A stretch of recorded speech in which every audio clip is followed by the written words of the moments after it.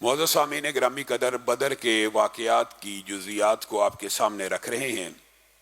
بدر کے کنویں کے حوالے سے نبی کریم صلی اللہ علیہ وسلم کی چند گزارشات کو گزشتہ خطبے میں آپ کے سامنے رکھا تھا، اور اسی حوالے سے آپ کے سامنے یہ بات رکھی تھی کہ آئندہ آنے والے خطبے میں انشاءاللہ عذاب قبر کے حوالے ہی سے اپنی گفتگو کو شروع کریں گے۔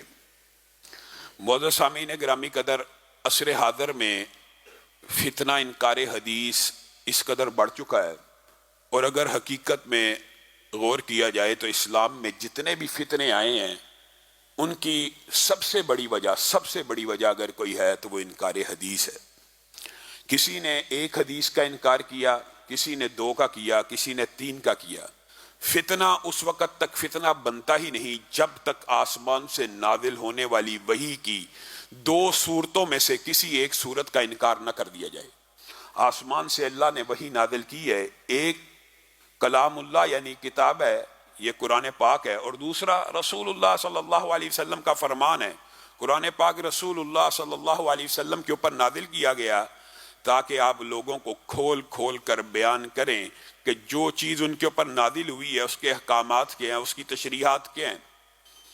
قرآن پاک کا انکار کرنا کچھ مشکل نظر آتا ہے، اس لیے فتنہ پرور لوگوں نے حدیث کے اوپر تباہ آزمائی کی کہ یہ تو رسول اللہ صلی اللہ علیہ وسلم کا فرمان ہے، اس کا انکار کر دیتے ہیں، یہ کون سا اللہ رب العزت کا فرمان ہے۔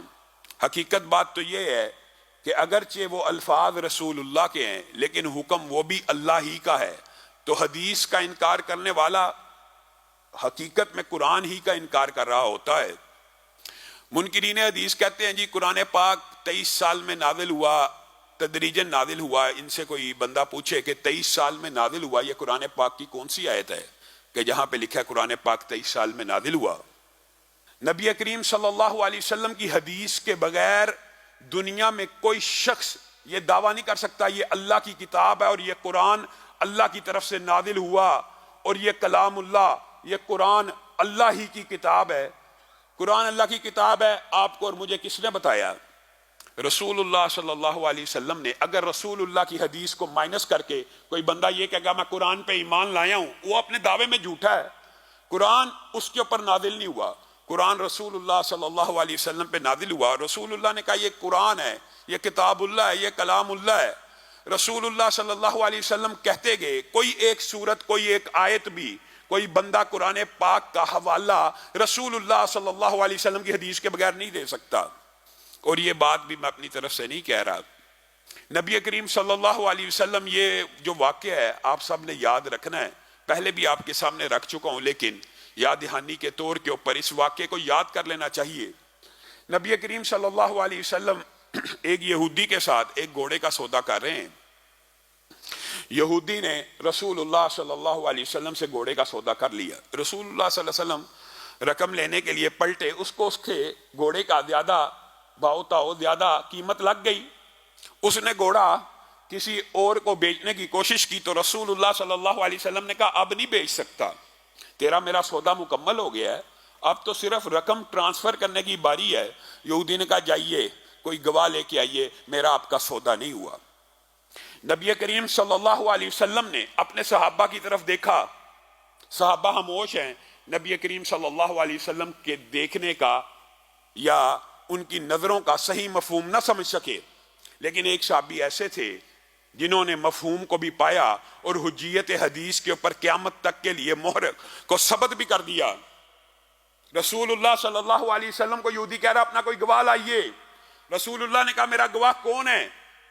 میں تو تیرے ساتھ اکیلے میں سودا کر رہا تھا۔ خزیمہ انصاری رسول اللہ صلی اللہ علیہ وسلم کے پاس کھڑے ہیں، رسول اللہ کی نظروں کو دیکھ رہے ہیں، کہا اے اللہ کے رسول میں آپ کا گواہ ہوں، آپ کا اس سے سودا طے پہ آ گیا تھا۔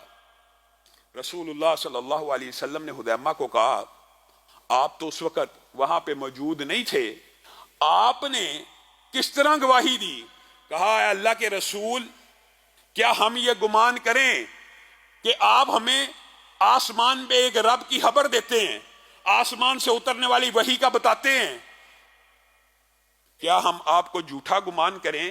کیا ہم آپ کو سچا نہ مانیں؟ اگر آپ رب کے بارے میں سچے ہیں تو ایک معمولی سے سودے میں کیسے جھوٹے ہو سکتے ہیں؟ میں گواہی دیتا ہوں آپ سچے ہیں اور سودا ہو گیا ہے۔ رسول اللہ صلی اللہ علیہ وسلم مسکرانا شروع ہو گئے اور کہا خزیمہ یاد رکھ، اللہ کو تیری ادا اس قدر پسند آئی ہے کہ اب قیامت تک تو واحد شخص ہے جس اکیلے کی گواہی دو گواہوں کے برابر ہوگی۔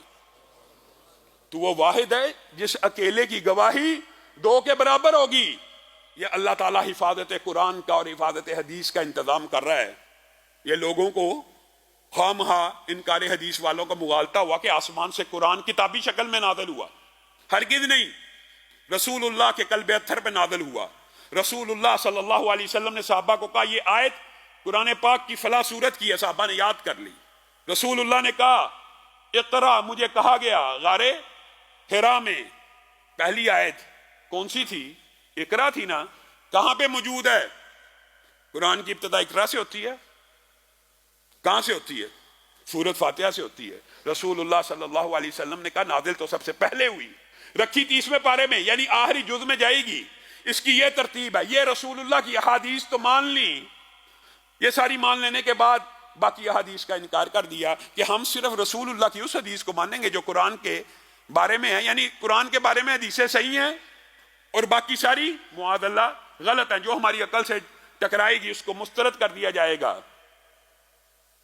زید بن ثابت کو جب قرآن پاک کمپائل کرنے کی ڈیوٹی دی گئی، قرآن پاک کی آیتیں لکھ رہے ہیں، تو سنا فلاں حافظ سے سنی، فلاں سے سنی، فلاں سے سنی، اچھا قرآن کمپائل ہو رہا ہے۔ آپ کو یہ بھی کسی نے مغالطہ ڈالا ہوا ہے کہ قرآن پاک صحابہ نے جیسے قرآن پاک کو حفظ کیا اسی طرح حدیث کو حفظ کیا، جس طرح قرآن پاک صحابہ کی عدالت دیانت کا ثبوت ہے، اسی طرح قرآن پاک 23 سال میں نازل ہوا، صحابہ کی عدالت دیانت کا ثبوت ہے، صحابہ سے قرآن پاک لیا جا رہا ہے۔ اچھا سورت فاتحہ کے بعد کون سی سورت؟ بقرہ، فلاں آیت کے بعد فلاں، فلاں کے بعد فلاں، ساری قرآن پاک کو اکٹھا کر لیا گیا۔ قرآن پاک کمپائل ہو رہا ہے، ڈیوٹی آپ کو پتہ لمبا چوڑا واقعہ ہے، زید بن ثابت کی لگی تھی۔ قرآن پاک مکمل لکھا جا چکا ہے۔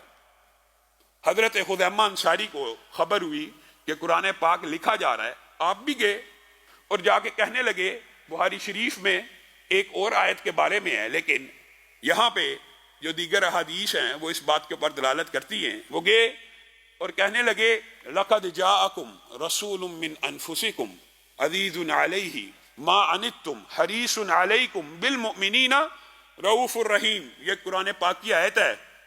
زید بن ثابت نے کہا اتنے سارے حافظ ہیں، کسی نے یہ مجھے آیت تو نہیں بتائی۔